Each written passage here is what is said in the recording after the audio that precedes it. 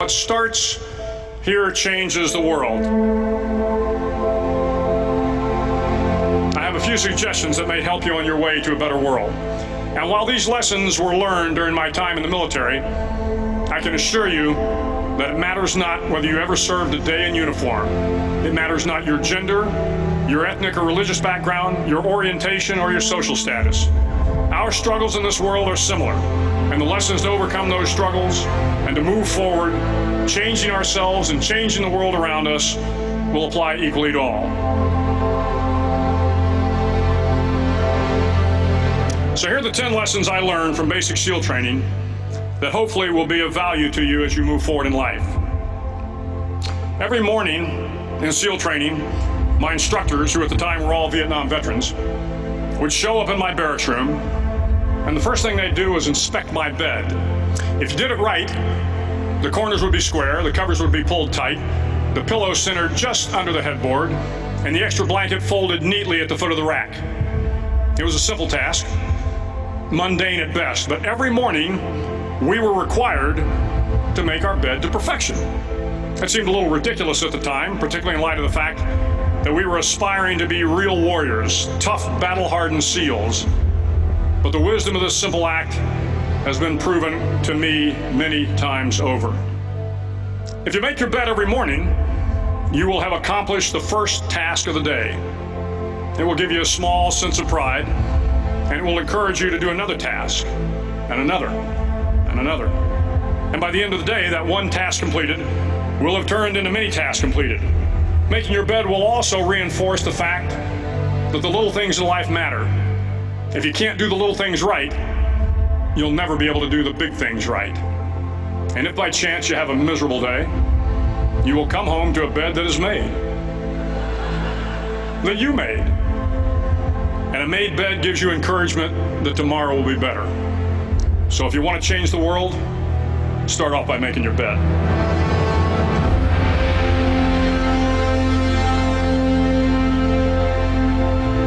During SEAL training, the students are all broken down into boat crews. Each crew is 7 students, 3 on each side of a small rubber boat, and 1 coxswain to help guide the dinghy. Every day your boat crew forms up on the beach and is instructed to get through the surf zone and paddle several miles down the coast.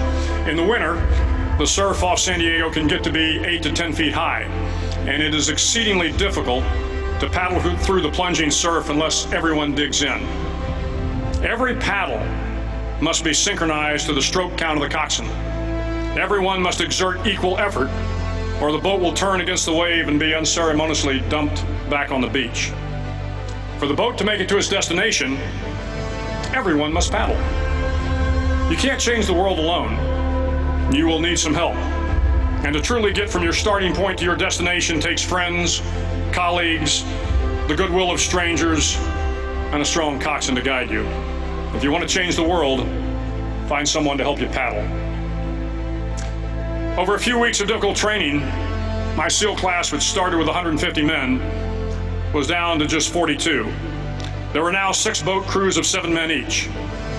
I was in the boat with the tall guys, but the best boat crew we had was made up of the little guys, the Munchkin crew we called them. No one was over 5'5". The Munchkin boat crew had 1 American Indian, 1 African American, 1 Polish American, 1 Greek American, 1 Italian American, and 2 tough kids from the Midwest. They out-paddled, outran, and outswam all the other boat crews. The big men in the other boat crews would always make good-natured fun of the tiny little flippers the Munchkins put on their tiny little feet prior to every swim. But somehow these little guys from every corner of the nation and the world always had the last laugh, swimming faster than everyone and reaching the shore long before the rest of us. SEAL training was a great equalizer. Nothing mattered but your will to succeed, not your color, not your ethnic background, not your education, not your social status. If you want to change the world, measure a person by the size of their heart, not by the size of their... Hi, I'm Nikki Haley. This is Senate Majority Leader Mitch McConnell. Hello, I'm Senator Lindsey Graham. I'm Ted Cruz. Hi, it's Marco Rubio. Republicans. Their flippers. Several times a week, the instructors would line up the class and do a uniform inspection. It was exceptionally thorough. Your hat had to be perfectly starched, your uniform immaculately pressed, your belt buckle shiny and void of any smudges. But it seemed that no matter how much effort you put into starching your hat or pressing your uniform or polishing your belt buckle, it just wasn't good enough. The instructors would find something wrong. For failing the uniform inspection, the student had to run, fully clothed, into the surf zone, then wet from head to toe, roll around on the beach until every part of your body was covered with sand. The effect was known as a sugar cookie. You stayed in the uniform the rest of the day, cold, wet, and sandy. There were many a student who just couldn't accept the fact that all their efforts were in vain, that no matter how hard they tried to get the uniform right, it went unappreciated. Those students didn't make it through training. Those students didn't understand the purpose of the drill. You were never going to succeed. You were never going to have a perfect uniform. The instructors weren't going to allow it. Sometimes, no matter how well you prepare or how well you perform, you still end up as a sugar cookie. It's just the way life is sometimes. If you want to change the world, get over being a sugar cookie and keep moving forward. Every day during training, you were challenged with multiple physical events: long runs, long swims, obstacle courses, hours of calisthenics, something designed to test your mettle. Every event had standards, times you had to meet. If you failed to meet those times, those standards, your name was posted on a list, and at the end of the day, those on the list were invited to a circus. A circus was 2 hours of additional calisthenics, designed to wear you down, to break your spirit, to force you to quit. No one wanted a circus. A circus meant that for that day, you didn't measure up. A circus meant more fatigue, and more fatigue meant that the following day would be more difficult, and more circuses were likely. But at some time during SEAL training, everyone made the circus list. But an interesting thing happened to those who were constantly on the list. Over time, those students who did 2 hours of extra calisthenics got stronger and stronger. The pain of the circuses built inner strength and physical resiliency. Life is filled with circuses. You will fail. You will likely fail often. It will be painful. It will be discouraging. At times, it will test you to your very core. But if you want to change the world, don't be afraid of the circuses. At least twice a week, the trainees were required to run the obstacle course.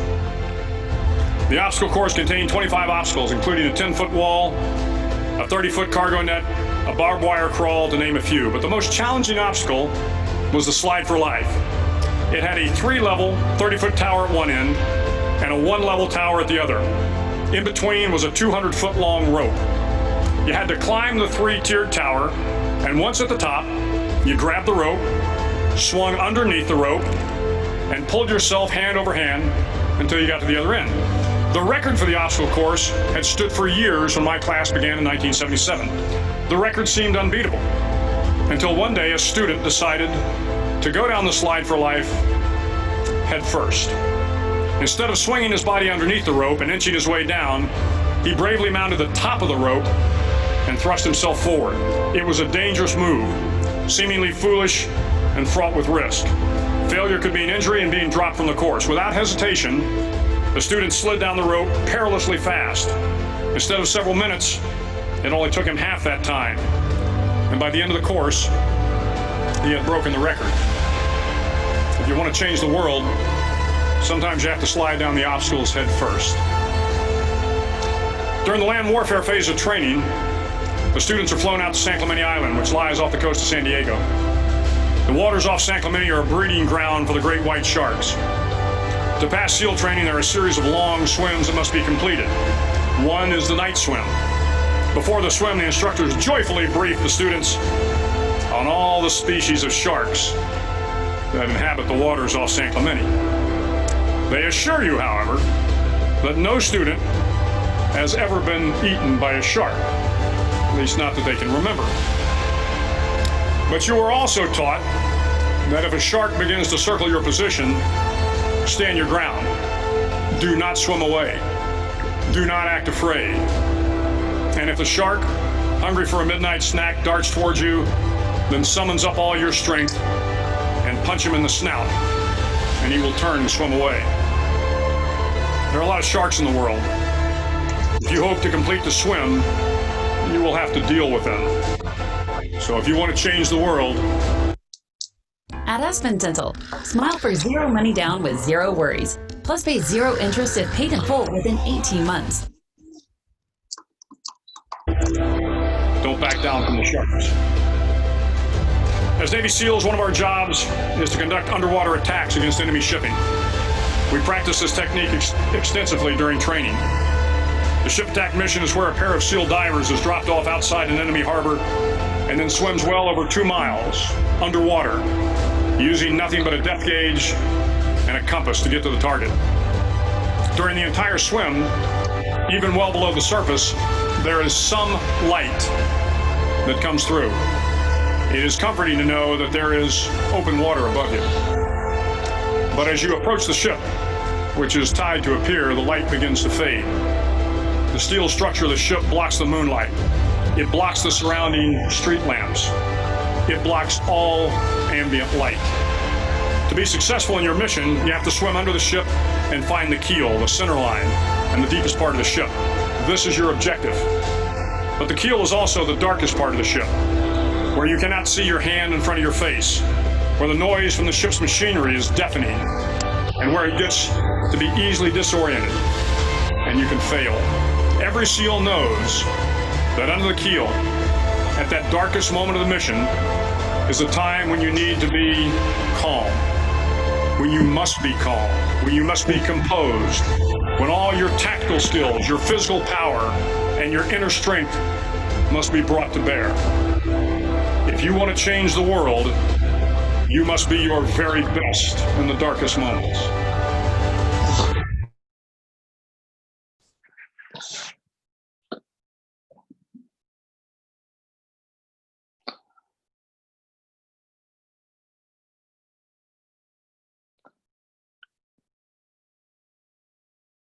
Tijuana Sloughs, a swampy patch of terrain where the mud will engulf you. It is on Wednesday of Hell Week that you paddle down to the mud flats and spend the next 15 hours trying to survive this freezing cold, the howling wind, and the incessant pressure to quit from the instructors.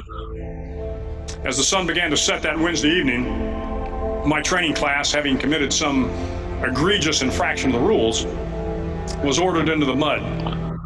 The mud consumed each man till there was nothing visible but our heads. The instructors told us we could leave the mud if only 5 men would quit. Only 5 men, just 5 men, and we could get out of the oppressive cold. Looking around the mud flat, it was apparent that some students were about to give up. It was still over 8 hours till the sun came up. 8 more hours of bone-chilling cold. The chattering teeth and the shivering moans of the trainees were so loud, it was hard to hear anything. And then one voice began to echo through the night. One voice raised in song. The song was terribly out of tune, but sung with great enthusiasm. One voice became 2, and 2 became 3, and before long, everyone in the class was singing. The instructors threatened us with more time in the mud if we kept up the singing, but the singing persisted, and somehow the mud seemed a little warmer, and the wind a little tamer, and the dawn not so far away. If I have learned anything in my time traveling the world, it is the power of hope. The power of one person, a Washington, a Lincoln, King, Mandela, and even a young girl from Pakistan, Malala. One person can change the world by giving people hope. So if you want to change the world, start singing when you're up to your neck in mud. Finally, in SEAL training, there's a bell. A brass bell that hangs in the center of the compound for all the students to see. All you have to do to quit, is ring the bell. Ring the bell, and you no longer have to wake up at 5 o'clock. Ring the bell, and you no longer have to be in the freezing cold swims. Ring the bell, and you no longer have to do the runs, the obstacle course, the PT, and you no longer have to endure the hardships of training. All you have to do is ring the bell to get out. If you want to change the world, don't ever, ever ring the bell. It will not be easy. Start each day with a task completed.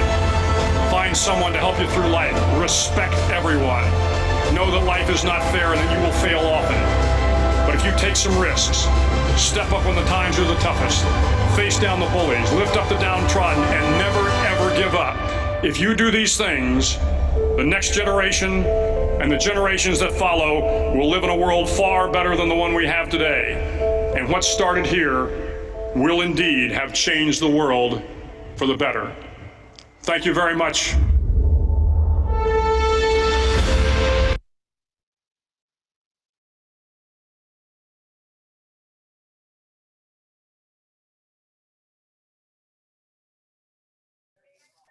All right, welcome in to part 12 of three-level panel. Thank you guys for being here, obviously. Hopefully you got some value out of the Admiral McRaven video that he shared in a speech at UT. So we're really excited about tonight, second mock interview panel that we're gonna host. Got some really special guests that I'm grateful that have joined us. And just kind of a couple ground rules real quick is how we'll do this is in a minute, I'm going to turn it over to our moderator. He's going to introduce everybody and their positions that they're interviewing for. We'll go through the positions and we'll interview one candidate at a time. And then when we're done, he'll kind of take back over. And then at the end, we'll have questions from the audience if anyone has any questions they want to ask. So when we get there, we'll kind of wrap back up. So without further ado, I'm going to turn it over to our moderator for the evening, Jason Charney of Charney Management Group. Jason represents over 50 coaches in the college basketball industry, so a really respected name. So I'm grateful that he's agreed to join us. So I'm going to turn over to him, and I'm going to get out of the way. So Jason Charney. David, thanks so much. Appreciate the invitation and everybody being here this evening. It's quite an act to follow that Admiral. I'm not sure I'm going to kind of live up to that, but we've got an exciting program tonight. First, I want to introduce our two administrators who are going to provide the interviewing and questions for our candidates tonight. Daniel Feig, the athletic director at USC Upstate, in his second year as the AD there. And then Chris Stewart, the Chief Development Officer for Athletics at American University. So I want to welcome both of those guys and welcome them to the interview. Our two candidates tonight will be Jerome Tang, the Associate Head Coach at Baylor. Jerome is going to interview for Southwestern University Ranchers. And we'll talk more about that as Jerome is going to be the second interview tonight. Our first interview tonight will be Russ Springmann, an assistant coach and veteran of Oral Roberts University. And he's going to interview for Southeastern State, the University Rockets, located in Huntsville, Alabama. The school is a public university with semi-normal admission requirements. It's a Sun Belt Conference job, so a one-bid job. 15,000 enrollment as before Corona. Who knows after Corona? And they had some success. A great regular season last year, highlighted by the conference title and an NIT bid. But unfortunately, the head coach there was caught, with his hand in the cookie jar, and he was paying players there, kind of like our guy Pete Bell out at I forgot what they called the school in Blue Chips, if anyone can remember that. But so we're looking for a new coach right now. There's going to be a brand new practice facility coming up in the fall. One of the top 4 jobs or so in the Sun Belt Conference. So, Russell, I want to welcome you and let you know that this is the job that we're looking for you to take advantage of tonight and show us why you're the best guy for the job. Daniel, I'll start with you. I'll turn it over to you to open up and say any remarks and welcome Russell to his interview.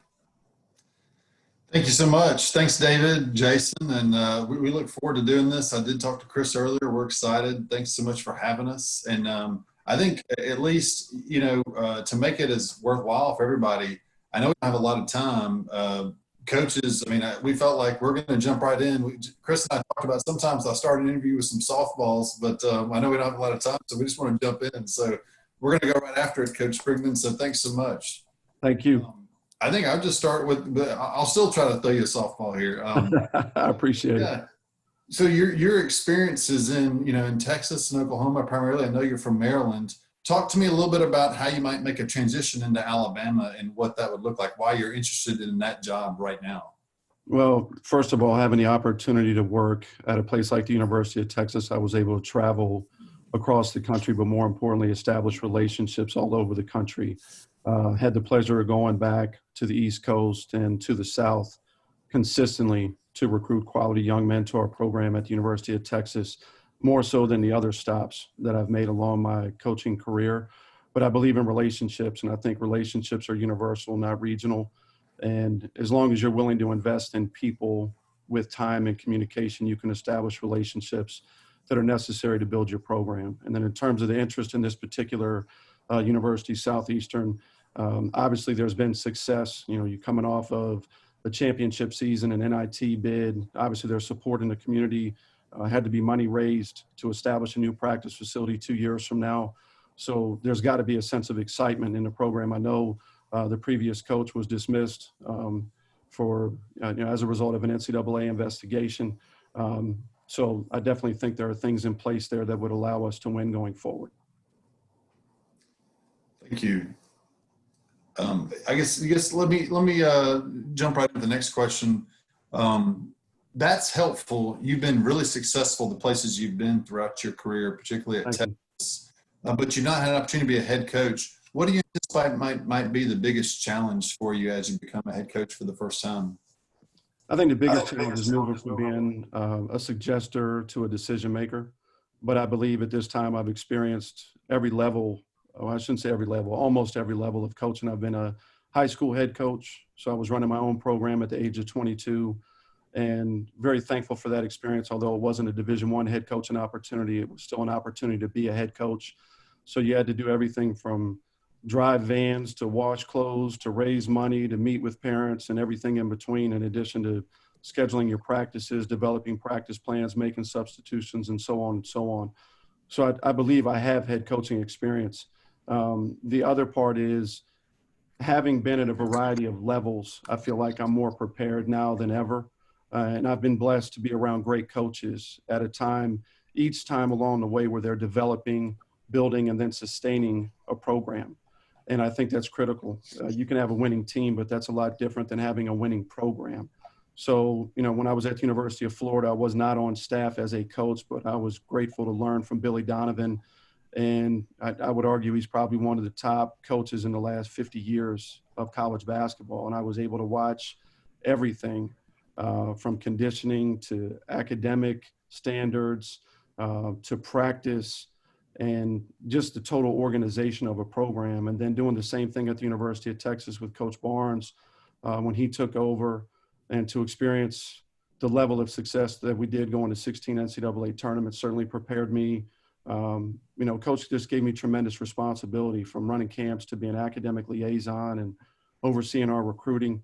And then University of San Diego, and then working with the Oklahoma City Thunder before coming to Oral Roberts, I think just gave me even more experience as it relates to recruiting a different level, if you will, than what I had experienced in the past. Thank you. Chris? Yeah. Hey, Russell, great answers. Thank you for being here. I was curious, just given the pressure to win that's in men's basketball, and pushing kids hard. Kids have to be coached hard, but the world we live in today has changed so much in the last 3 to 5 years. How do you hold them accountable at the highest levels while being sure that their education is taken care of and their mental health is also positive? That's a great question. I think this generation is a lot different than the young men that I was coaching when I first started. I think when I first started, the primary philosophy was, as a coach, it was like it's my way or the highway. And now I certainly don't think that philosophy has a chance to be even remotely successful. I think one of the primary pillars of my program will be love. I think in order to have a family atmosphere, it's got to be centered on love and service. And I think when you communicate with people, they can know, or they do know, that you care about them as people, and that allows you to hold them to a higher standard. I don't think young people are concerned about what you know until they know that you care about them as people first. And that's a primary pillar in my core values. I think, love and service is critical to total development. But I believe when they know you care, you can actually get more out of them than if you're just coaching a player instead of developing a person. Russell, can you give us some examples of how you would establish those pillars of love and service in some concrete ways you do that, coming into a program, establishing your own culture? Sure. I think the first part is just communication and honesty and transparency. I think that's part of love, is being willing to tell people the truth. And I think there's a level of respect that's established.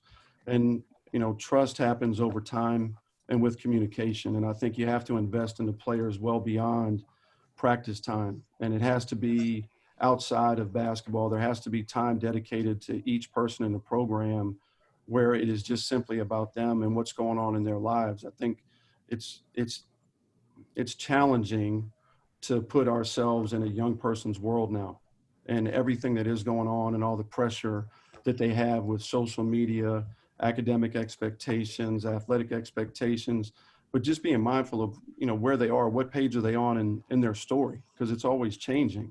And the only way to have an idea is to actually spend time with them. So just as an example, our staff would make sure at the end of every practice, there would be a player designated to each person on the staff where you have to take at least 10 minutes and talk to them about absolutely nothing related to basketball. It has to be about their life in order to have an idea what is going on with them at that time. And also if there's anything that has happened recently that might have come up that could, affect their attitude in the classroom, affect their motivation. And then, back to Chris's comment about mental health, I think it's critical that we really have a true understanding of where our student athletes are. Somebody can look one way on the exterior, but if you don't know what they're really experiencing, you have no idea what's going on inside of them. And in order for them to communicate what's going on inside of them, you have to establish relationships with them. So another example would be when we travel and we're on the road, each player would have an opportunity to get up and speak in front of the team.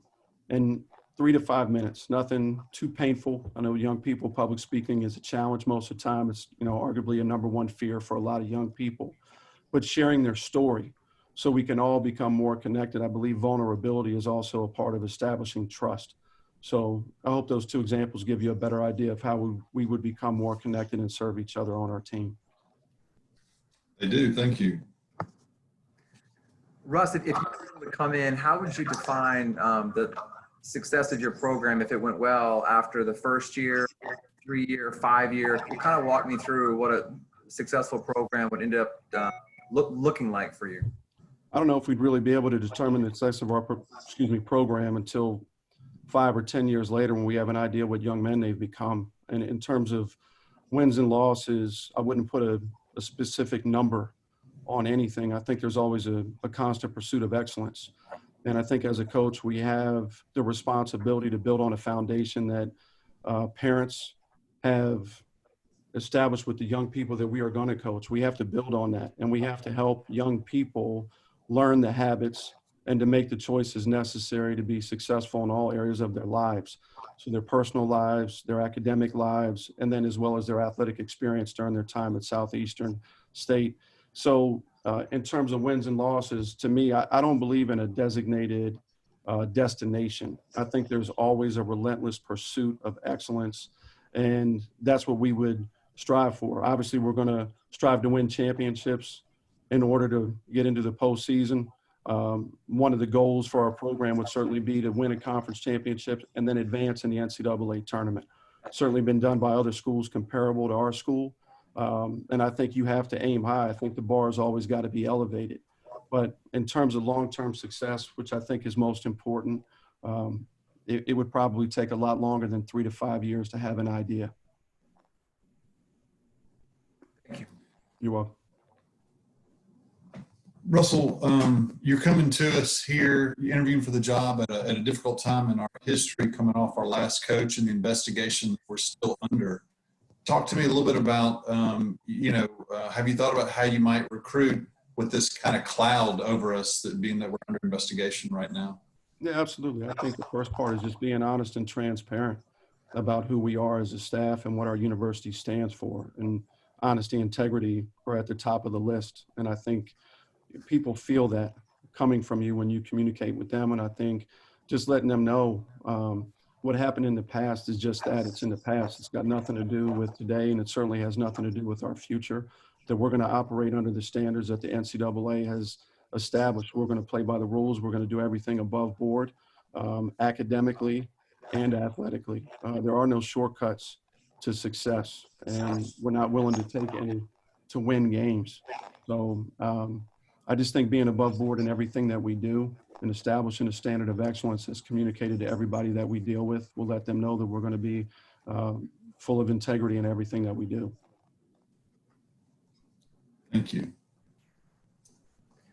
Russ, what kind of what's your recruiting philosophy, I guess? Are you more apt to go with a high school player you can develop, or are you just trying to acquire the older, more physically talented JUCO transfer type of player, or are you trying to blend those things together, or do you have an overarching philosophy that you'd like to try to implement here? And I think the most important thing is finding a fit for our program, and that starts with character. So finding young men with high character is critical. Also finding young men that are committed to everything that they do, committed to the classroom, committed to themselves in terms of their own development as a player, and then also being committed to their team. Being coachable is another important quality. I think you have to be willing to accept honesty, because there are going to be times where players are going to have to hear what they need to hear, and it might be different than what they want to hear. And then the last part for me is just being competitive. I think you win with competitors, people that are going to be relentless in their pursuit of winning.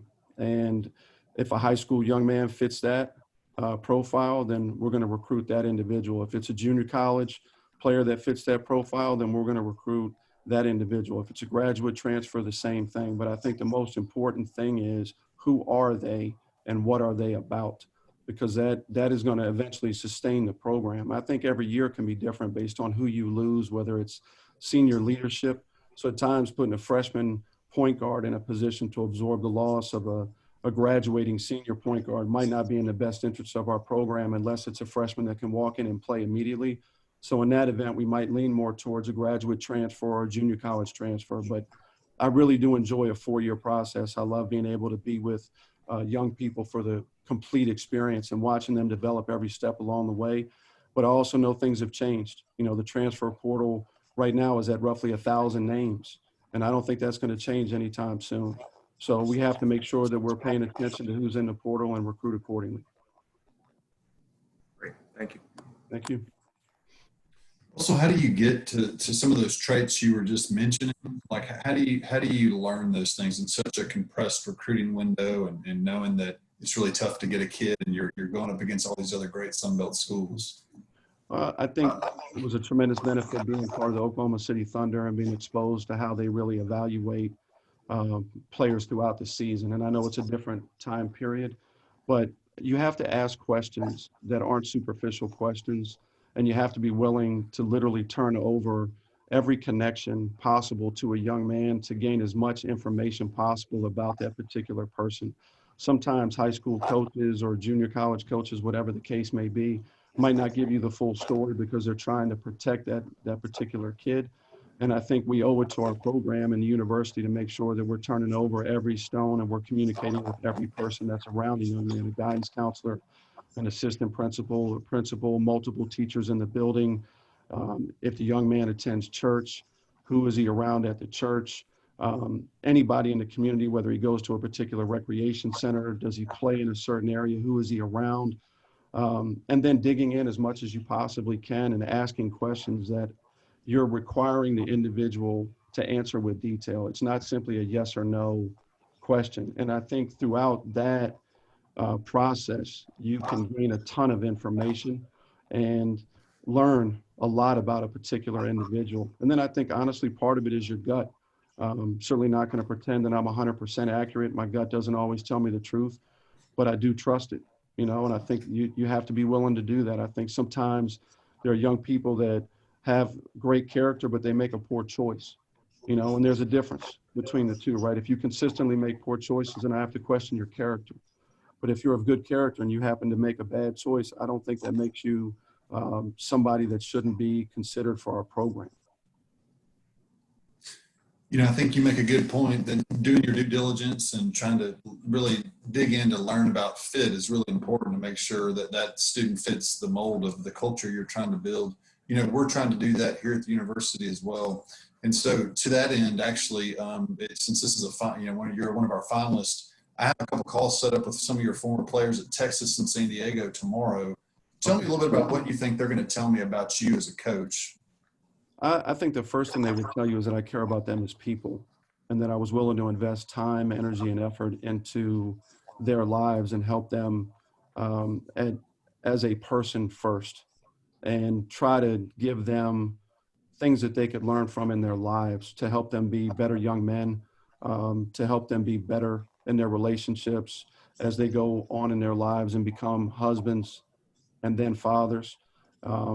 I believe they would tell you I'm very honest and that I'm committed to helping them get better in every area of their life. I believe they would tell you I'm hardworking and dedicated, and that I pay a lot of attention to detail, and I'm very thorough in everything that I do. But I think the number one thing would be that I care about them as people. Thank you. Russell, I always ask this question when I talk to new candidates, but what are you most proud of? I'm most proud of marrying my wife. Good answer. Yeah, and she's not on the call, so at least it's not set up. Honestly, I couldn't have overachieved more. And, in my life, she's an amazing person. Very blessed and grateful to have her in my life. So personally, that's what I'm most proud of. Professionally, what I'm most proud of is the number of young people that I've had an opportunity to impact, and to have some of them reach back out later in their lives and say thank you for helping me become better. It makes me more mindful of how powerful our opportunity as coaches really is, and that we need to be just that mindful of making a difference for young people. There's a lot of great moments. It was great going to the NCAA tournament 16 times. It was great going to Elite Eights and a Final Four. But in all honesty, being on the other end of a phone call that's unsolicited and listening to a young man just tell you, hey, coach, you changed my life. That's more powerful and memorable to me than any other championship or ring or, game that we won. Yeah. Great. Thank you. Mm-hmm. Coach, I think so much success is dictated by the people you have around you helping you. If you were to get the job, have you thought a little bit about who you might hire as your assistant? If so, can you tell me a little bit about their backgrounds? Yeah. Back to trust. I think you have to have people that you trust first. There's two people I would start with right away. I won't use names if that's okay, but the first person is just a relentless worker. Is in the gym at 5 o'clock in the morning. I don't really understand how he sleeps, when he goes to bed, but I know he's always up and it's without an alarm. His wife has told me it's crazy, but he just wakes up at like 4:15. But he gets guys to get in the gym at 6 o'clock in the morning, which says a lot to me. It lets me know that the kids have a relationship with him. Because I don't know a whole lot of young people excited about being ready to work out at 6 o'clock in the morning, to be honest with you. And he invests in people, so I know he would be in line with my core values. He's honest. He does things the right way. He's a relentless worker, and I think he would be an incredible recruiter. I think he would attract talent to our program that would be unprecedented to what we've had in the past. The other person I've known since I was in college, he's been a head junior college coach. He actually won a national championship. He started that program where they had 0 wins and turned it into a national caliber program where they consistently competed for championships. There's no part of a program that he hasn't been involved with. And, back to trust. I would trust him with everything. And having somebody that I've known for that long by my side, and knowing who he is as a person, I just have to keep my food away from him. The guy eats too much. He's willing to take food off other people's plates. So he would have to be at a distance from me at meals, but besides that, I would trust him with everything. The last spot would really be based on, I say last spot as it relates to assistant coaches. It would really be based on who I felt fit our staff the best. And then really what our players would need that we might be missing in order to complete that picture. But those two people I would hire immediately if presented with this opportunity. I know we're running up against time. I'm not sure, Chris, if you have more questions, or if Russell, maybe we have a question, one or two from you before we end our interview tonight. Yeah, I was going to see if you had any questions for us. Yep. I was going to ask, as it relates to academics, are the players granted priority scheduling in order to establish a time to practice consistently? And the reason I'm asking the question is if it's at all possible to have classes done before noon or as close to noon as possible. And then to have, I guess my next question would be, what academic support services are provided for the student athletes? So I would prefer that everything academic is done prior to practice, because I think after practice, the level of motivation academically declines by the second. So I just am curious what might be in place to make that happen. Yeah. Yes, we have priority registration. I know with the school of 15,000, we have a lot of sections and courses, and we typically are able, maybe not all the time, but typically to get them scheduled by noon, so that shouldn't be an issue. And we have a academic advisor that has sports, but she is really dedicated to men's basketball, does a great job, and she'll be, we'll work really well with your program. That's a terrific question, because highlighting the strength of academic resources is critical for basketball teams doing well behind the scenes. I can tell you that. We raise a lot of money privately in this area because it really resonates with our donors, because their gifts have a maximum positive impact on the basketball team.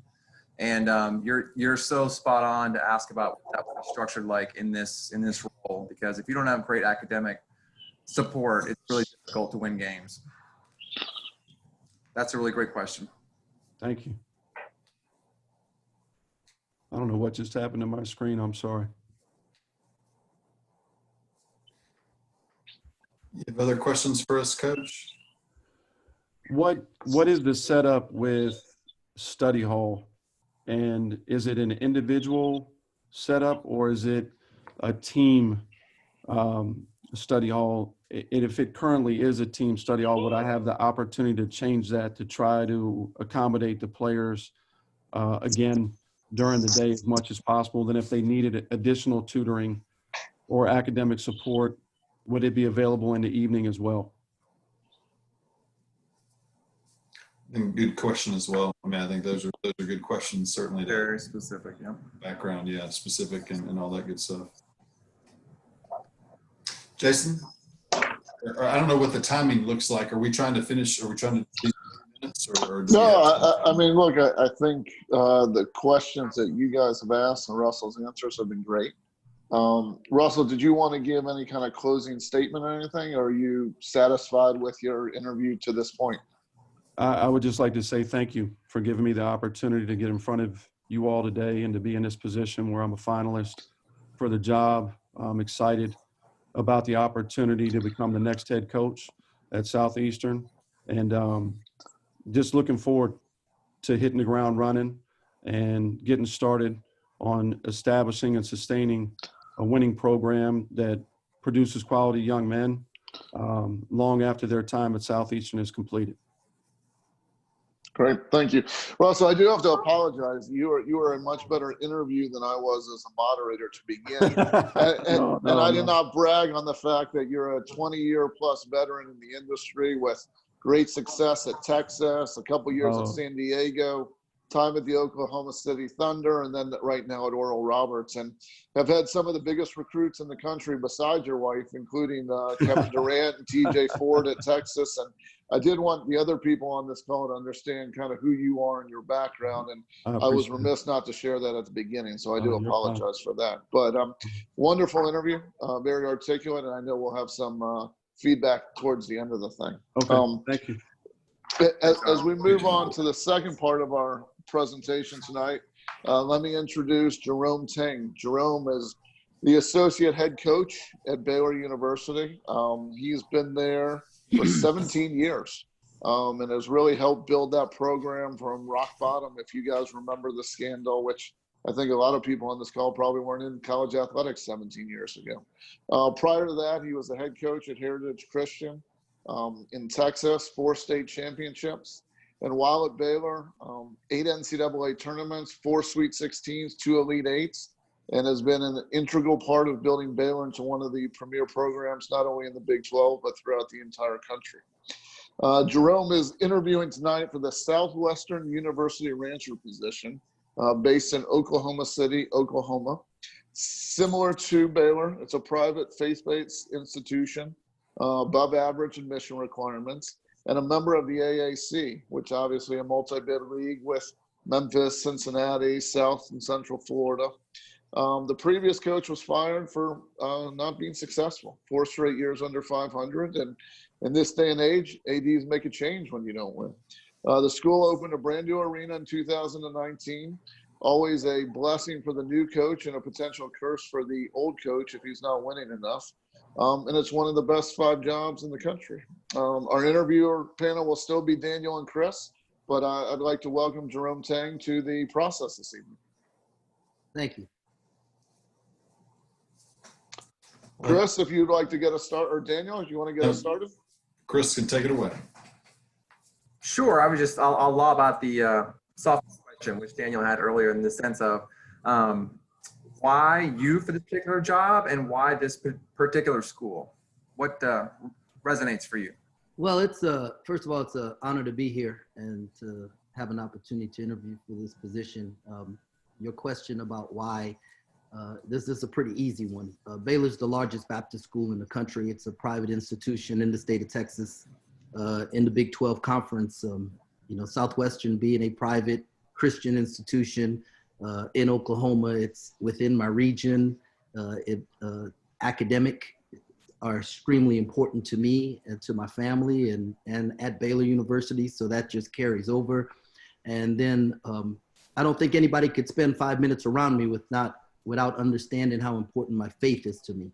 And so the fact that I could be at an institution where I can freely share my faith and the importance of my walk with Christ, it allows me a comfort level to be myself. And if I can be myself, I can be successful.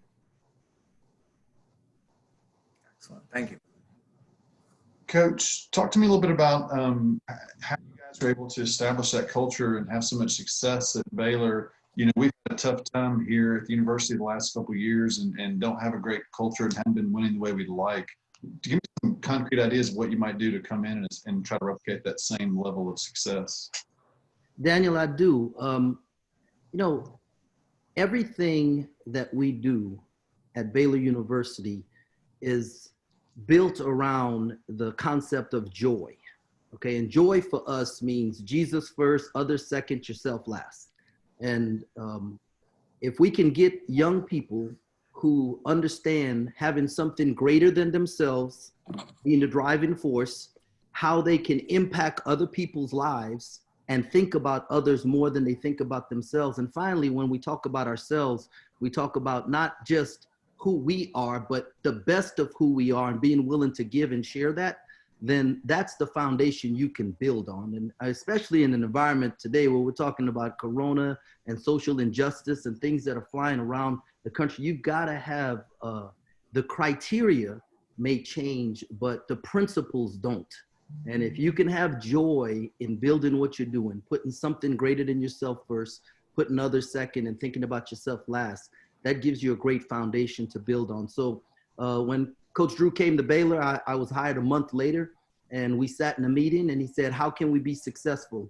And we talked about the uniqueness of Baylor University, only private Christian school in the Big 12, in a college town. And so we looked for kids that wanted to be in that type of environment. We understood that there were some really good players, but maybe they wanted to be in a big city and play at a school that had 50,000 students. That's not the kid that we were going to win. So we pinpointed young people who fit in our environment and would be a great student and would enjoy the Baylor experience even if they weren't an athlete. And when we were to focus in on those young men, that allowed us to make the gains we needed to with the talent level to give us a chance to be competitive. Thank you. Excellent. Could you go a little deeper in terms of the recruiting philosophy and the profile? You just touched on some of it there. I'm just curious, just given the makeup of the school and in Baylor where you're at now, in terms of trying to bring in those kids, like the previous question I asked to Russell, in terms of, do you have any preference developing 4-year players versus 1 to 2-year players?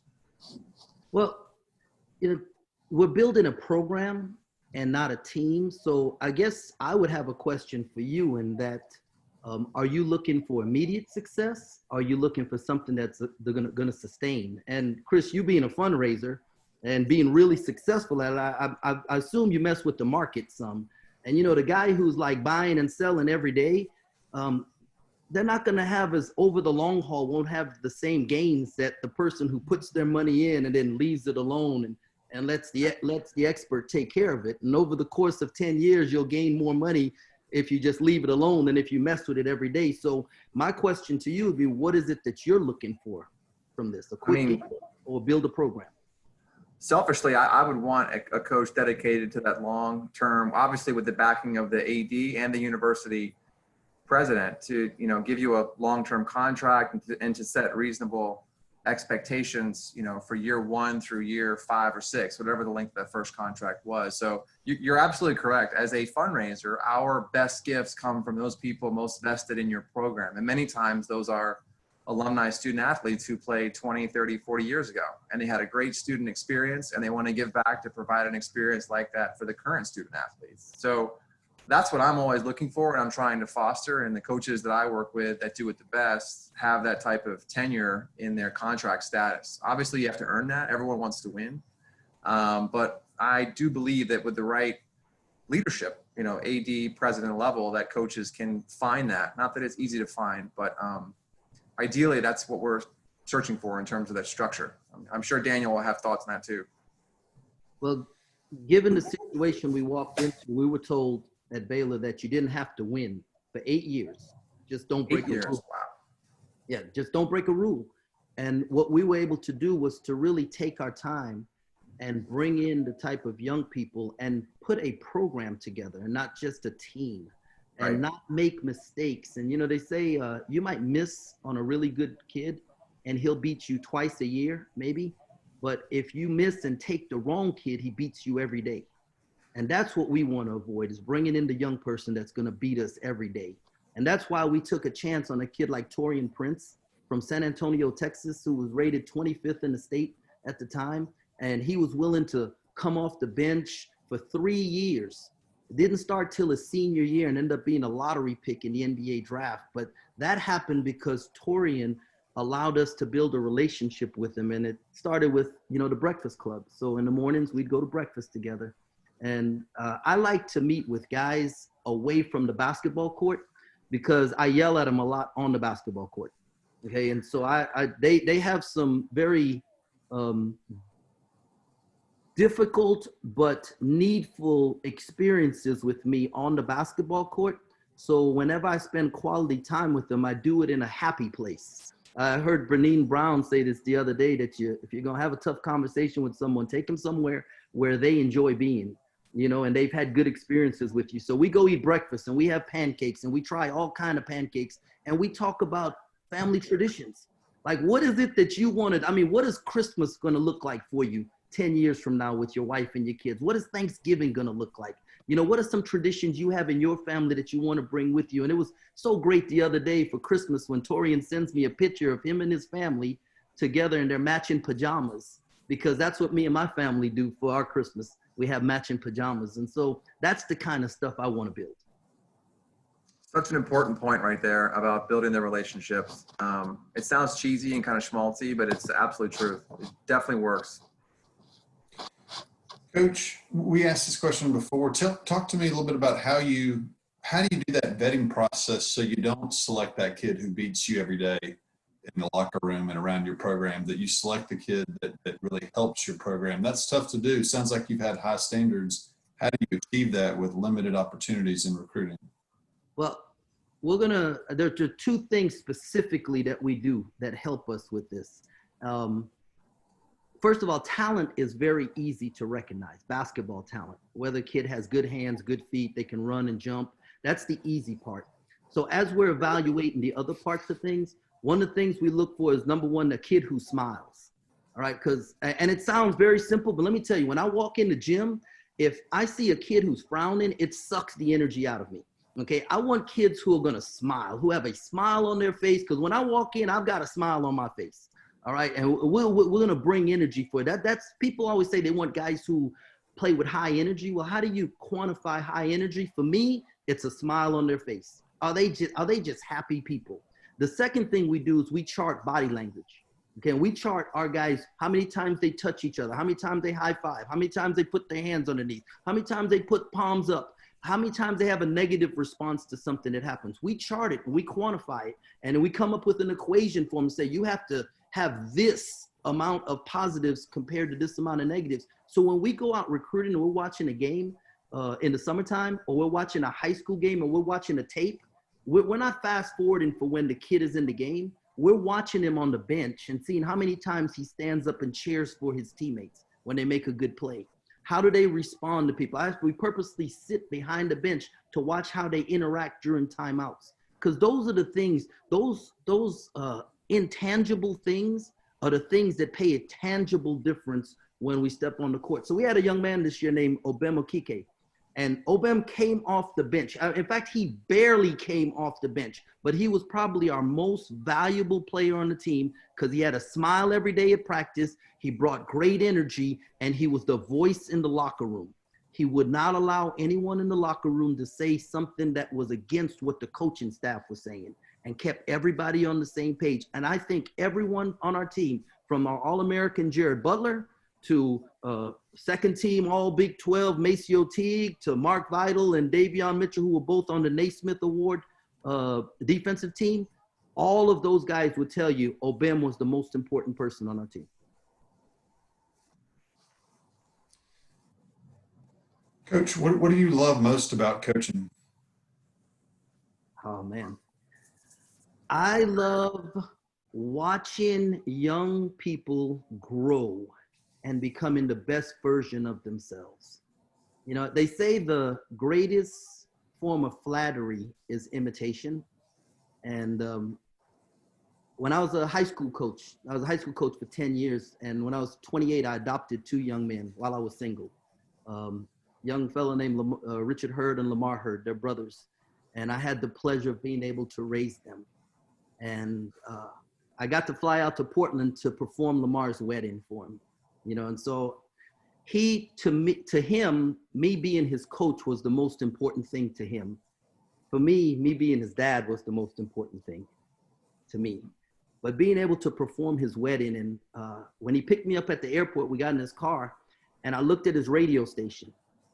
And you know, I have those buttons that you press, and 4 of the 5 buttons on his radio are exactly the same buttons that are on my radio. 2 Christian radio station, ESPN, and then there was another contemporary R&B type radio station. And I looked at it, and it just, my heart filled, because you want great leaders duplicate themselves. And that's what I want to do. I want to help duplicate the great things that God has blessed me with in the young men that God puts in my care. That's the best thing about coaching. Thank you. Good answer. Coach, what current coach, it can even be outside of basketball, can you point to and say, that person is the one that if I were the head coach, I would model my program after? I think it'd be like a mixture of several guys. One of my heroes is Tony Dungy. I've read his books, love how he approaches things, his approach. Now, I am not Tony Dungy, okay? I think if you asked our guys, right, like I'm a voice dominant coach. And so I'm very engaged and high energy on the court, okay? But spend a lot of time with them off the court, and it gives me permission to be that high energy, engaging guy on the court. So, but Tony Dungy's approach to being extremely positive and building the whole man is something that I just absolutely love. We had an assistant on our staff by the name of Matthew Driscoll, who's the head coach at North Florida. Just won his third conference championship and was conference coach of the year for the third time. And Coach Driscoll is actually the godfather of my daughter, and him and his wife, Carrie. And the way he coaches, the style of play, the speed with which he lets his team play, the energy that he coaches with, the way he loves his team, how open he is to suggestions, and just his energy and his vibe. I shadowed him every year, when he was with us. He was with us for 6 years. And I'm telling you, if he was back at the office at 10 o'clock at night, I was there with him. If he was going to, like, I didn't drink coffee till when I got to Baylor, and I started drinking coffee because he drank coffee. I hate to run just to go outside and jog. I think it's like the worst thing in the world. He jogged, so I jogged with him, just to be around and absorb what he had and what he gave. And I saw how he commanded the guys, how he taught with, he was just so precise in his language and very, very clear. And the energy that I saw him have and the bonds he could build with players. So he's the basketball coach I would emulate. Coach Dungy is the personality and the father figure and the husband that I strive to be like. Great, thank you. Coach, let me get a little bit more to a specific question. I think we have all the resources we need to be successful here at the university, but also know that as a department, I think our budget's about half of the average budget in the Big 12 where you're coming from. Talk to me a little bit about some ideas you have about how you might be successful in this budget environment, because I think our budget's probably about half of your operating budget. You know, this is always a funny question for me, and I laugh because you have to remember when we came to Baylor, our budget was 10% of what it is right now. Okay, and so when I tell you that I've been at every level, I may not have moved schools, but I've been at every level. We had a low major budget where we rode buses to air. 5-hour trip, 7-hour, whatever it was, we rode a bus. We had movies. I was actually in charge of the movies, going to get it and stick it in. So, I was for your viewing pleasure, we have Remember the Titans. That's what I'm, so. Gotta have that. The location of your school is within driving distance of Dallas, Houston, Little Rock, Arkansas, Memphis, Tennessee, and the state of Louisiana, okay? Within driving distance. I did multiple 2,000-mile loops through Texas, Mississippi, Louisiana to recruit. So money is not gonna be the issue as it reverts to recruiting. Where money becomes the issue is in travel, okay? And so if it's a bottom line budget, right, instead of a line item budget, and I can move the money so we travel like a high program, we eat and we sleep like a high major program, we'll get everything else taken care of with the rest of the budget. Okay, so if you'll allow me that, and with a guy like Chris, pays $9 million in 2 years for athletics at his last school, he can help us get this. Whatever Chris got those guys to do, those coaches to do, I am willing to do 110% more. Okay, I'm willing to do that to help raise the money that we need to fill everything else in. I just need travel, meals, hotels at a high major level. Okay.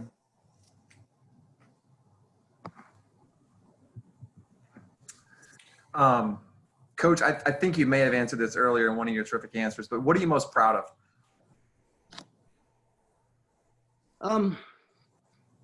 Well,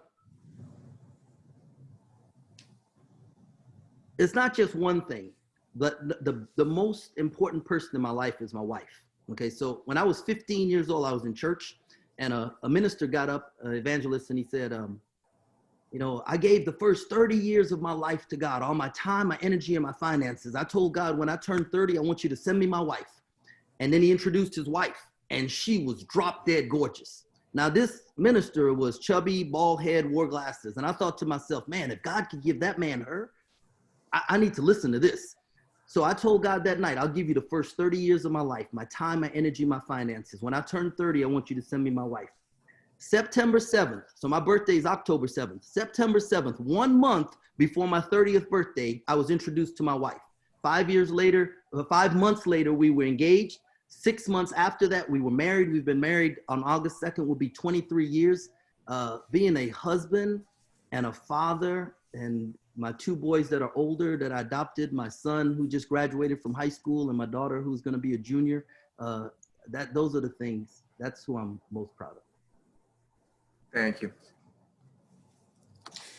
Coach, last question for me. Talk to me a little bit about your staff. If you were to get the job here, have you thought about that? You got people in mind you'd be bringing, and what is their backgrounds?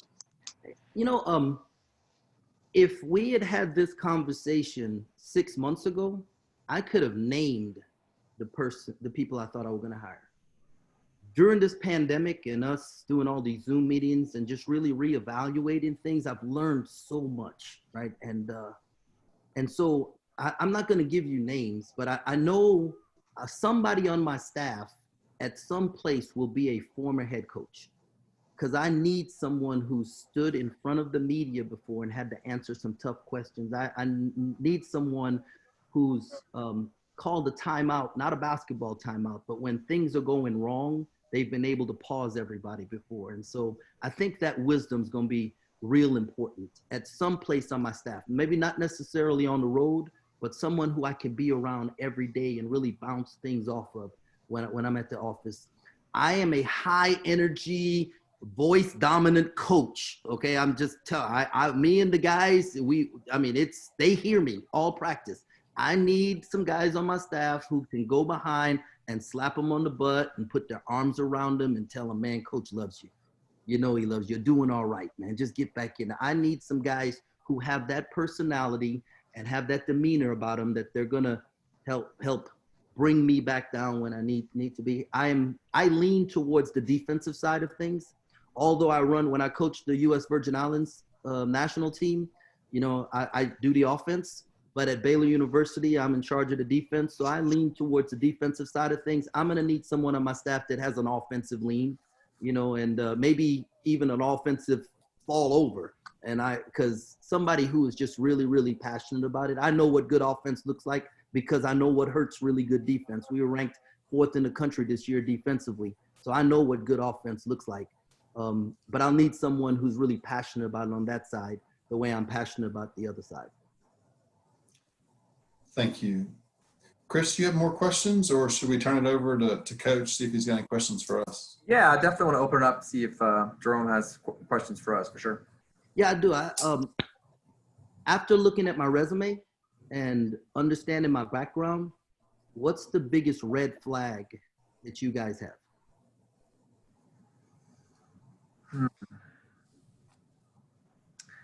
I think you may have already answered it when you spoke to how the budget has gone up so much in your tenure at Baylor, just in terms of the culture of a athletics world with just less money that you have to work with to provide so much to you on that day in, day out basis. I think what it does is it forces you to become very creative and entrepreneurial, frankly, with what you have to work with when you're at a smaller school. And it could be some muscles you haven't had to use in quite some time, but I'm confident that they're probably there. You know what I mean?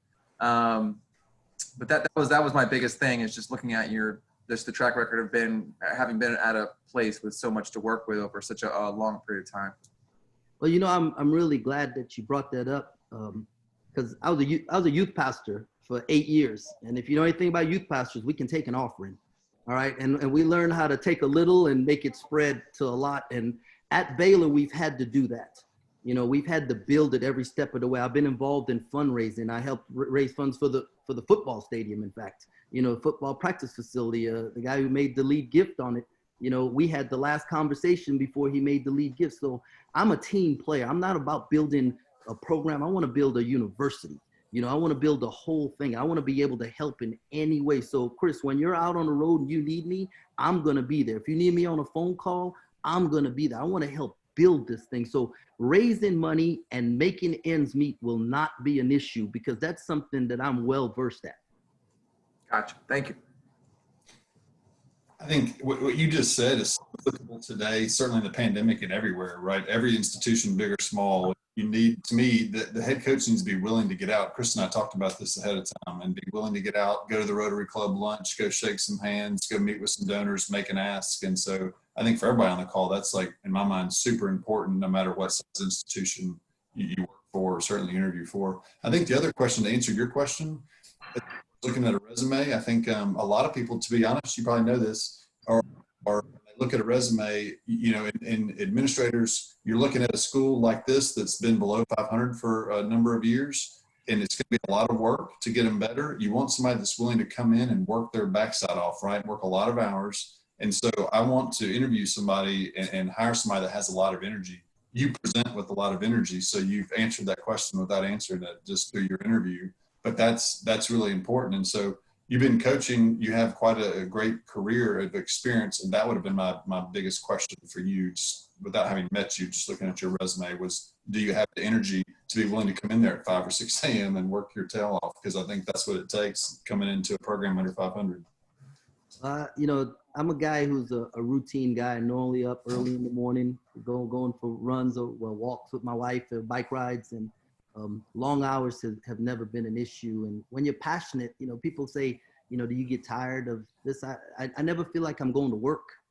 This is a ministry and a calling, and basketball just happens to be the medium that God's given me to help lead young men in the right direction. And so it's never a job. And so it's never a, Jerome, are you tired? No, I'm not. This whole thing, even what we're going through right now, it just gives me energy, because I think that we can really make a difference in this world. So my last question to each of you is, if I am your head coach at your university, what do you have in place to help us fight the injustice and inequity that's taking place in our country right now? Great question.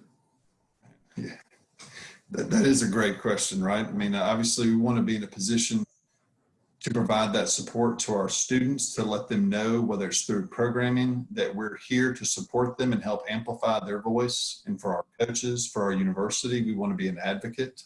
Do we have programming in place right now? No. Are we trying to build it? Yes. Are we open to change? Are we open to listening to our students, to our coaches? Yes. And so, I don't have a better answer in terms of like what's right there in the palm of our hand at the moment, other than understand that we're in support of the change, and we're trying to help make the change, and that not just our department, but our universities behind you. Yeah, I would definitely echo that. And I would just say that given the times that we're in, student athletes, all of a sudden, seemingly overnight, even if they're not ready for it, and most of them probably aren't, have a lot more power than they used to have. And so having a steady hand and a veteran coach step in there, like, such as both of you have honestly stated, to provide some real mentorship and some guardrails for student athletes. And so as they're going through their own growth process and they want to speak out on issues and they want to be leaders, understand that, they have to also follow their coaches and understand that they need, help in those areas too. So it would be a tremendous opportunity to have you come in that role, because you have a wealth of experience and you've already been doing that your whole coaching career. So it's these kids, I've got teenage kids myself, and we're talking about issues, and we're working through things. And what you realize is kids today are smarter than all of us are, but they need a lot of mentorship, and they need people to show them and help them channel these things into positive outlets, So I think that would be a tremendous opportunity for you coming on board at this moment in history to help shape that going forward and have a real voice in that process. Well, I would look forward to being the person who could help channel that, but it wouldn't just be me. It would be everyone on my staff. And I would encourage both of you to find other men of color, young women of color, who can step into those roles. I know at Baylor, when Mack Rhodes took over almost 4 years ago, he immediately changed the the landscape of administration. And we have, 2 assistant athletic directors that are Black, and we have 2 female assistant athletic directors, and we have a compliance officer who's a Black young man from Philadelphia, and Chad Jackson's done a great job over there. And so now when our young people walk over, our athletes go to study hall or they walk through the administration building, they see people that look like them, and it just adds a different feel to it. So that's an encouragement to both of you guys, not just for this interview, but moving forward. Thank you.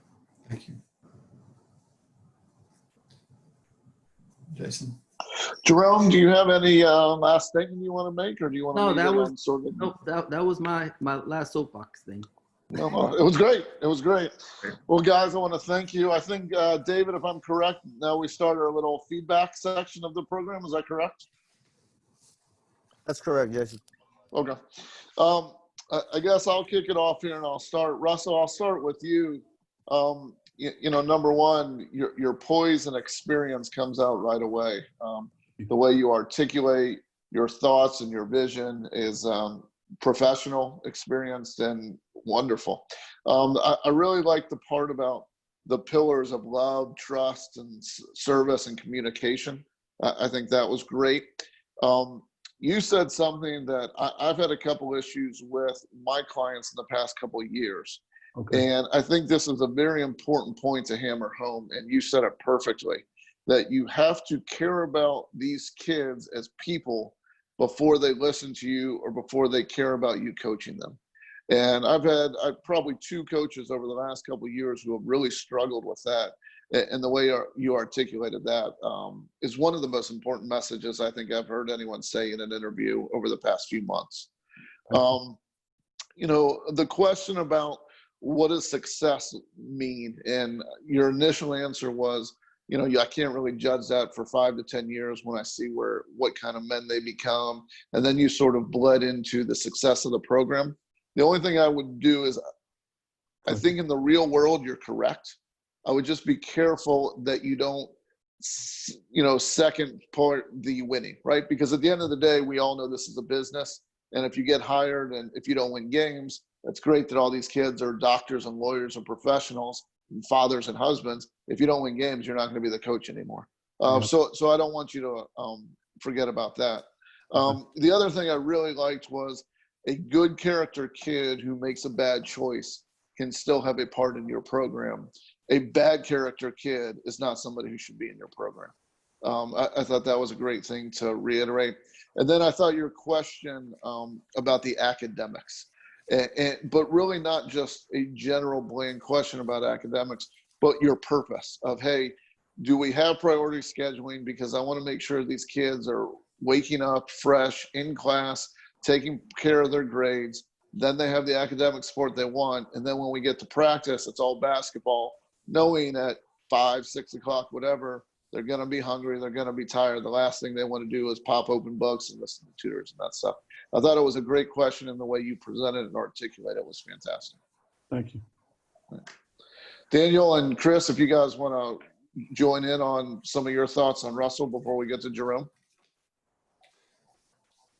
I was blown away by the depth of your answers and the experience that you bring to the table. I mean, you and Jerome are both phenomenal candidates. For me, it was just a pleasure to listen and to learn from your philosophy and how you view things. And for every other coach on the line who's trying to aspire to have a, big time career in this business, I hope that they were taking notes. Because for me, I definitely learned a lot, and it was valuable for me. Thank you. Thank you. Yeah, I'll just echo what both of them have said in terms of, I think both of you didn't interview like assistant coaches. You both interviewed as if you've been head coaches and exactly. Levels. And so, but you didn't come across as an assistant coach. So I mean that in the best, absolute best way. You're very thorough. Like there was no question that appeared to catch either one of you off guard. Like you had very thoughtful, thorough answers for all of it. So I was impressed with that. I would echo what Jason said in terms of you have to win the job. And so that one piece about like maybe having a little bit more specificity with regard to winning, I probably would echo that. But other than that, I thought it was really, really good and very thorough and I like specific answers, not platitudes, and both of you gave pretty specific answers, and so I think that's helpful. Thank you. Russell, any questions or on the feedback or any final No, thoughts? I appreciate all the feedback. I'm thankful for the opportunity to get better. So thank you all for spending time and helping me get better. I appreciate it. And then Jerome, we'll just jump right into you. I thought you hit it out of the ballpark right away. I mean, I thought you had a great analogy between Baylor and Southwestern University and comparing them at similar schools and similar places, and why your success and experience at Baylor would translate to Southwestern right away. So I thought that was a great start for you. You then sort of bled into the long-term success of building a program versus a quick win. I really like the way, and I think Chris asked the question, I'm not positive. I really like the way that you switch that onto Chris as a question as opposed to just an answer, and talking about what do they want? What is success to them? You sort of echoed Russ's comment in a different way about avoiding the kid who will beat you every day. I thought that was great. The analogy of, hey, we're going to miss kids. Everyone's going to miss kids. But don't get the kid who's going to beat you every day. I really like that. I was really impressed with a couple things, and we don't know each other at all. I was really impressed with two big aspects of you. I was impressed with how good of a storyteller you are, and how quickly, I don't think you had these questions beforehand, but how quickly you adapted to the questions. I thought that question, what coaches would you model your program after, would really stump a lot of people. And you didn't miss a beat, and you had ideas in your head and you articulate them and you use different pieces from different things. That was phenomenal. And then your storytelling about your wife and how you met her in the past year, in the 30 years. I would tell you right now, use your storytelling to get you a job in an interview, because that was off the charts. One question I had is, do you still jog? Not unless I have to. Yeah. The only thing I would tell you is, you asked the question about the red flag. If I looked at your resume, the only not even red flags, the things I would be prepared to answer are, number one, why aren't you a head coach? Why have you been at Baylor for 17 years? Because there are people in this business who start to look at, well, he's been there forever. There must be something I'm missing if nobody else hired him. So be ready for that. And then as you get your first job, and maybe it will be a high major job, who knows how this business changes year to year, but be ready to answer. And you did a good job explaining how Baylor was not a high major job when you guys got there 17 years ago. But be ready to answer how, if you take a mid-major job, your skills and your experiences translate there, and you understand it's not all private planes and four-season hotels and all that kind of stuff. Because I think that's where Power 5, 6 assistants get caught when they interview for high major jobs, not understanding really what they're getting into. But overall, I mean, the storytelling and articulation of your vision and your thoughts was off the charts. And, I think if you want the opportunity, just like Russell, you guys will both be head coaches shortly. Thank you. Thank you. Thank you very much. Hey, Daniel, was about the budget. Yep.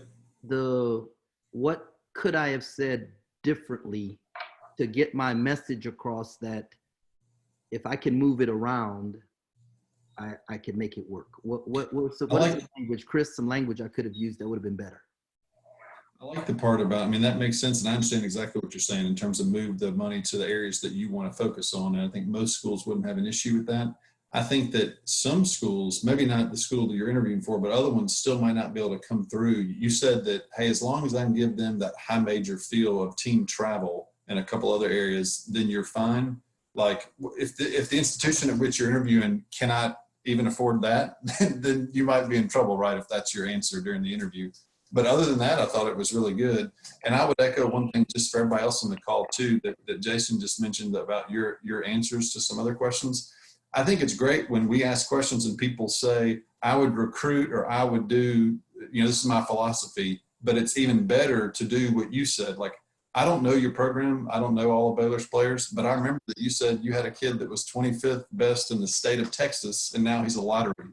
So that tells me, like, you gave me a concrete example of, man, you can develop some players, and that, you know, you probably could have got a kid who was higher rated, but you took a kid that was lower rated because he was a good kid and a good person, right? I mean, and those are things I'm going to remember after the interview, more than just you telling me your philosophy is, hey, I go recruit good kids. It's important to me. But you gave me an example. I like that. Thank you. Chris, did you have any feedback you want to ask? I mean, it's hard to top what both of you have already shared. I feel like with Russell and with Jerome that I know both of you really well. And in the span of 30 minutes to be able to share that with somebody who didn't know you at all, we're throwing you questions that you weren't prepped for. And just to echo what Jason said, the skill at which both of you fielded the questions and the depth at which you answered them was really off the charts good. And the ability to share with somebody who you really are in such a short amount of time is a real gift and something that you both have clearly worked at over a long period of time. And each of you have your own story down really well. So again, echoing what Jason and Daniel have both said, you know, there's a saying where you have to know the numbers, but you want to tell the story. Because if you're just talking about numbers, you're not going to sell anyone. So whatever your story is, you know, play to that positive, and both of you did that really well. And there's always little tweaks you can make with certain answers when you look back on it, but by and large, again, both of you did a really good job. Thank you. Thank you. Yeah. I think at this point, we have a few minutes left that the format is to open it up to the general public. And if anybody wants to ask a question to either the administrators or either of the candidates or myself, you know, let's go for a few questions here for the next 10 or 15 minutes. Or we don't have to. I got a question. Sean Tucker, Cambridge South Dorchester High School, Cambridge, Maryland. Is for Russ. Oh yeah, Eastern Shore. Eastern Shore, how's it going, bro? How would you use your MBA experience in your recruiting process? How would you use that in a positive way and try to steer the kid, and not saying necessarily that I can get you to the next level, but how would you talk to them about the process that they would need to go through to compete at that next level? I think the best thing to share with the player is whatever feedback you can get from actual decision makers, because I think sometimes kids get bad information, right? And some people are telling the kid all the things that they believe, but they're not making a decision. So the benefit that I would have would be honestly just being able to get information from, you know, general managers or assistant general managers without using their name. Please give me areas of development for this particular player. I'm not going to use your name, but I want to pass on information. So it's not my opinion, it's what they say. And then that way I'm able to give the player or players accurate information on, hey, this is what they see in you that you need to address in order to get where you really want to be. And then I'm happy to help you every way I can to do just that. Appreciate it. Yes, sir. I have a question. And this question is to the administrators. So listening to Jason talk about the question of, after you look at my resume and background, what is the biggest red flag? Is that an inappropriate question to ask, or do you think that it should have been reworded? And then the other part of my question is, do administrators still ask the question of what are your biggest strengths and what are your biggest weaknesses? I think it's a great question. I think it's funny you mentioned that, Coach Jones, because like other people will tell you that I've interviewed with, like it's my biggest pet peeve when people say, what's your biggest strengths and what's your biggest weaknesses, right? Because no matter who you are, I've been asked that question myself on interviews, like what's a good response to my biggest weakness? Like I can't think of one, right? There is no good response to that question. And so, but that being said, it happens all the time in interviews I'm in. So you need to have an answer ready for that. And it needs to be, you know, something like, you know, whatever, you know, you work too hard, you're just in the office too much, you don't have a great work-life balance, whatever it is. It's like, it's still a positive, because I have seen people answer that question with, you know, like I'm not a people person. It's really hard for me to get along with people. well, you know the job, right? I mean, you know, so I think people do ask that. As far as coach's question, yeah, I've never had somebody ask me that question before. Like, what's the biggest red flag with my resume? To me, you might ask that question if you're a finalist, and then I call you back and you didn't get the job. Ask me that question then, right? But like, I would ask it in the middle of the interview. Hey, the reason why, we've been doing all these Zoom stuff, and I've been just listening to people. The reason why I asked the question was, I was coached to ask the question, just from what I've gathered, is that if you had a red flag and like you brought it up, like I thought you'd say lack of head coaching experience, then that would have given me a chance to like answer that question one last time before you left. Because if you make the decision and then I found out you had a red flag and I could have answered it, then I'm, you know, so that's the reason why. And so there might have been a better way to word it. And I'll work on that. But I think, you know, like if you'd said no coaching experience, or Jason's thing was, why haven't you gotten a job yet? I could answer that question and then it would make sense to you before you go make your final decision. And not to start some sort of territorial war, I agree with Jerome. When I see guys, I think it's important to ask that question when you're in the room or you're on Zoom, the final couple of guys, to make sure, and you might say instead of red flags, do you have any concerns of why I'm not ready to be your head coach or something like that?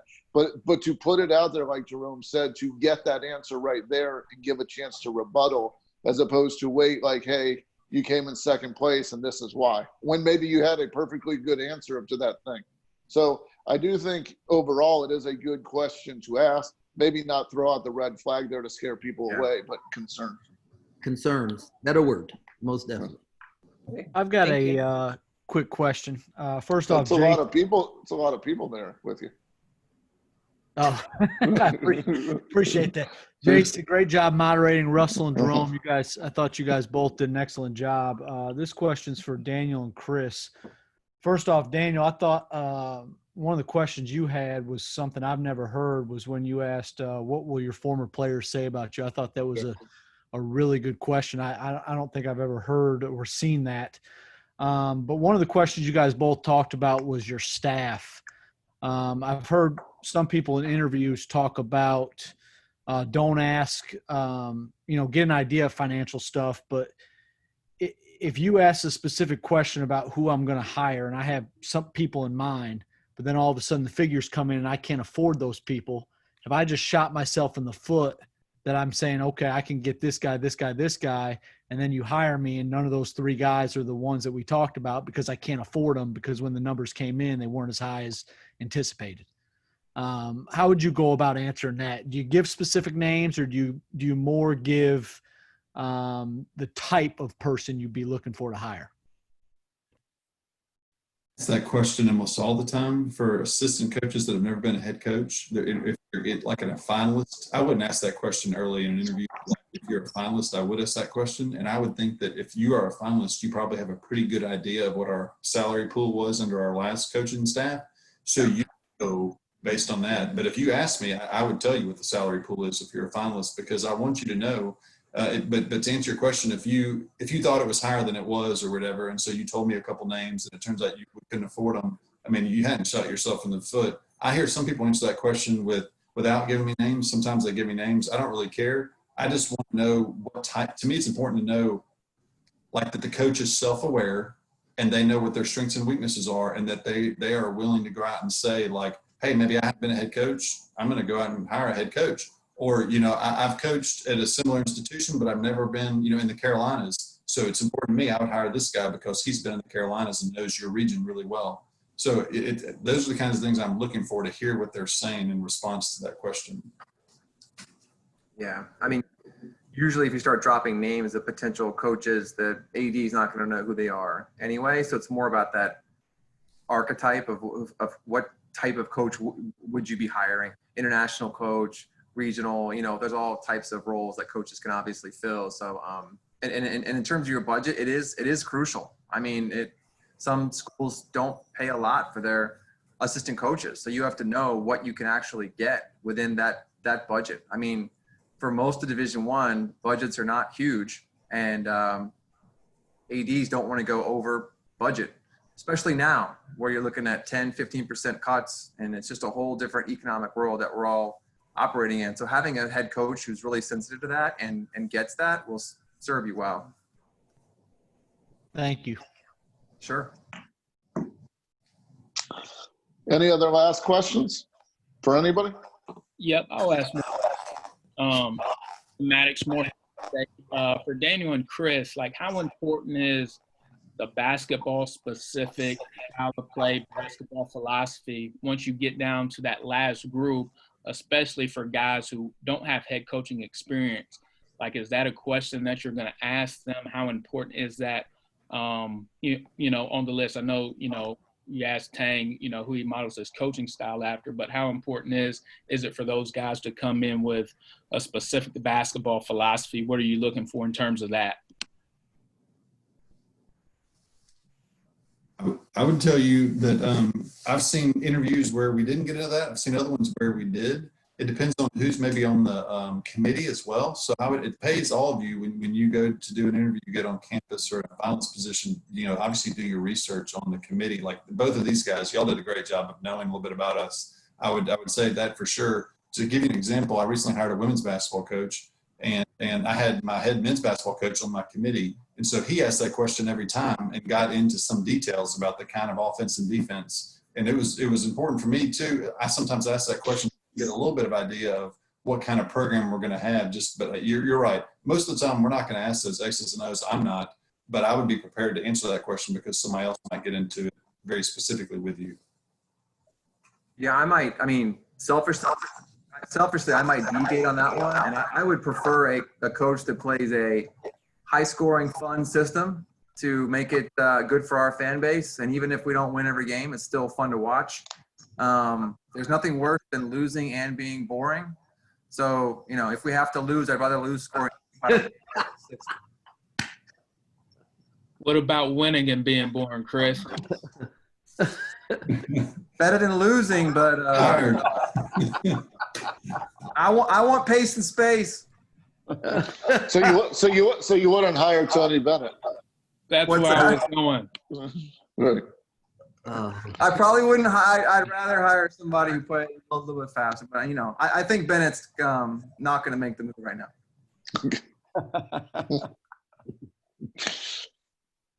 Last question. Anybody out there? I got a question. Dream Down Conference USA champ, North Texas. What's up, Dream? How you doing? How you doing? Good to see you, man. Hey, good to see you.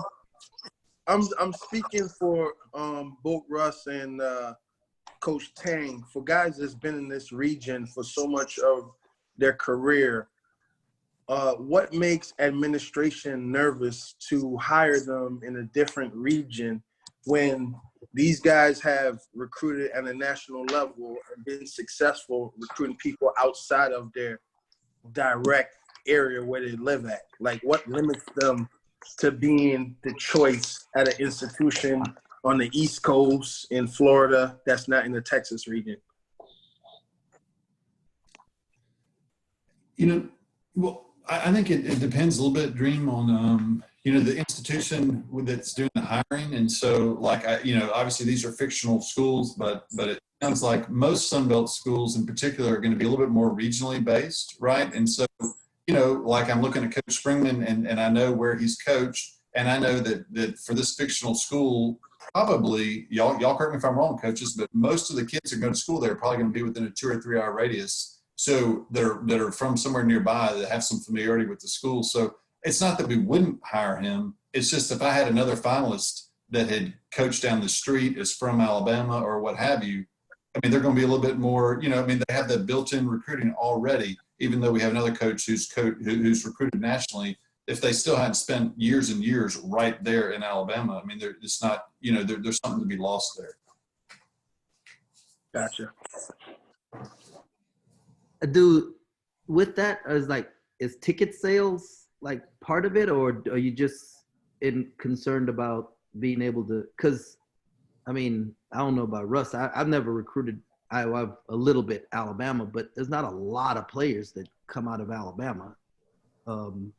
true. A lot of football players. You know, and you already have like Auburn, Alabama, then, you know, I mean, so you have other schools. So it's like they have to go outside of Alabama to get players. For sure. And again, that's why I didn't mean to interrupt. I'm not saying you wouldn't hire somebody like that. Well, I didn't know. Like his question, I thought more was just regional based. Like for me, obviously, if the school was in Texas or the school you're interviewing for in Oklahoma, you're a great fit, right? Because you've been in the area or whatever. If it was North Dakota or something that, you know, I mean, it just, yeah, You know, one factor. No, that's good. I hear that a lot. I just know that like Scott Drew is from Indiana, and they hired him at Baylor, and he had no Texas ties, no regional ties at all. And I mean, he's the all-time winningest coach in the school history. So sometimes when I hear that, I'm like, I don't, you know. So, but I understand your point.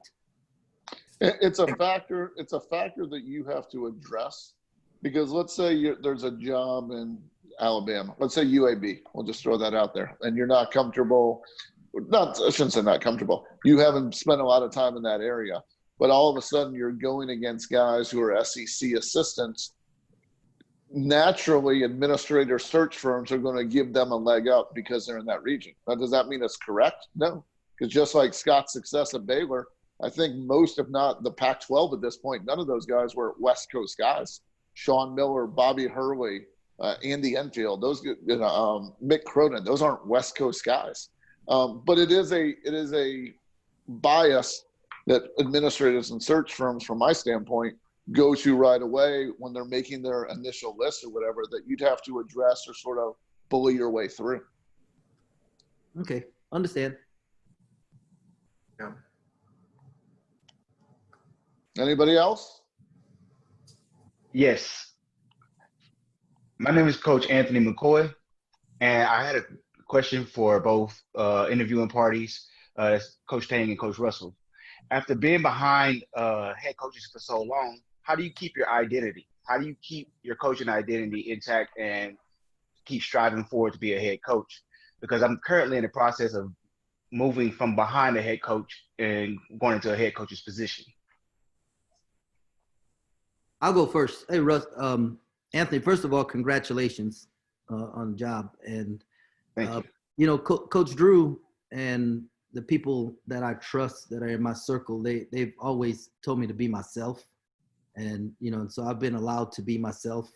And, you know, Coach, from the day I started the job, I treated it like I was the head coach. I didn't treat it like I was an assistant. And which, I mean, decisions that I made, I felt like were in the best interest of the program. And because I was making in the best interest of the program, I felt like I was being a head coach and allowed to be myself. And some examples, like, you know, 6 years ago, I was offered the associate head coaching position, but I turned it down because I didn't want to cause any friction for the rest of the guys on the staff, you know, and understanding staff dynamics that, you know, so, I mean, that was for personally would have been better for me, but it wasn't better for our program. And so those type of things and coach allow me to have those types of opportunity and that type of impact in the program allowed me to keep my identity and keep moving forward, because I knew when the right time came that I would get the spot that God wanted me to have. Anthony, I agree with what Coach Tang said. First of all, congratulations on your new opportunity. And I would just encourage you to be yourself. Your title may change, but you know who you are and how you do it doesn't have to at all. And I think that's oftentimes a mistake that we can make, is when we do shift chairs, whether it's, you know, like Coach Tang's reference, moving up to become an associate head coach. Sometimes people allow a title or, unfortunately, pride to take a front seat. And I would just encourage you, obviously you're doing something really well to be granted that opportunity. And I think the other thing is, you know, as coaches, I think we're all just constantly trying to figure out how do we get better. And again, you have to be doing that to be granted the situation that you're being provided. I just encourage you to continue to do just that, but be who you are. And I just believe everything else is going to take care of itself. Thank you. All right, real last one. Any last questions? I got a question. My name is Jonathan Finkel. So obviously in coaching, we look to hire inside our circles, people that we know. But let's say hypothetically, you decide to take that risk. This is more for Russ and Coach Tang when they become head coaches. Let's say you decide to take that risk to hire outside of your circle. What kind of things that you're going to look for in a person that you don't know that's going to say, I need to hire this guy, whether it be in an interview or just a resume? I think for me personally, I would rely on people that I do trust. If I didn't know you directly, I would lean on people that did know you. I've been blessed to receive opportunities from people that did not know me at all.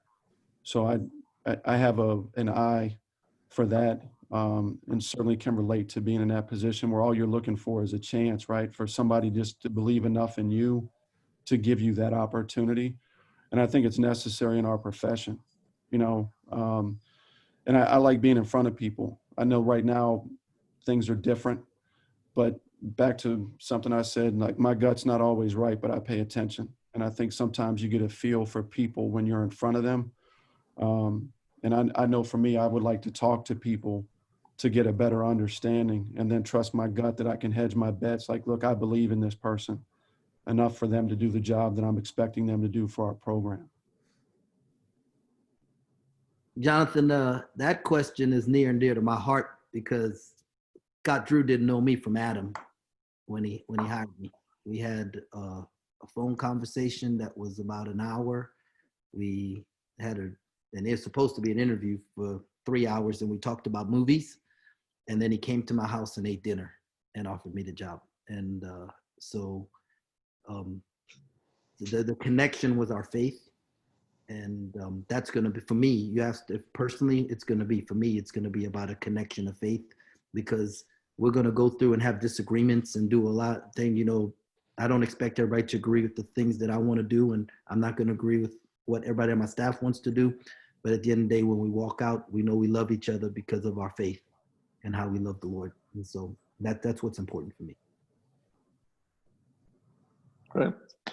Well, Jerome, Russell, thank you for your participation tonight. You guys were excellent candidates, and hopefully you'll come back in about a year or so and tell them what it was like the first 90 days to be a head coach. Thank you very much. Daniel, Chris, thank you for your time, your questions, your performance as administrators, and hopefully you'll help these guys get hired when somebody calls you for a reference in the next few months. David, thank you for inviting me. I'll turn it back over to you before we get out of here tonight. No, I just want to echo what Jason said. Thank you to Daniel and Chris for, obviously being on and willing to administer these interviews. And obviously Coach Springmann, Coach Tang, two guys I've gotten to know really well over the years that I have the utmost respect for. I thought you guys did incredible, and further proven, everybody's point that you guys will be head coaches really soon. So, and then obviously I want to thank everybody always that joined on. I don't take that lightly. You guys could be doing a lot of other things at 9, 10, whatever time it is, o'clock at night. So I really appreciate you guys joining on and taking some time to obviously support these guys. I know it's not easy to interview in front of 50, 60 random people watching. So, obviously I thank you guys for helping these guys get better. So I know they'll find this beneficial down the road when they're sitting in that chair. At least I hope that when they're sitting in that chair to interview, that they can look back maybe a little bit on this and find it beneficial. So thank you again, everybody. Again, I thought this was incredible. Jason, thank you for being on moderating and providing feedback along with everybody. Does anybody have any last words before we?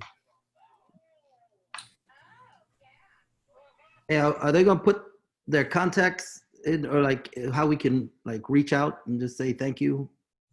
Yeah, I think Chris did. Okay. I can ask Jason and Daniel if they want put their contact in the chat. I'll do it right now.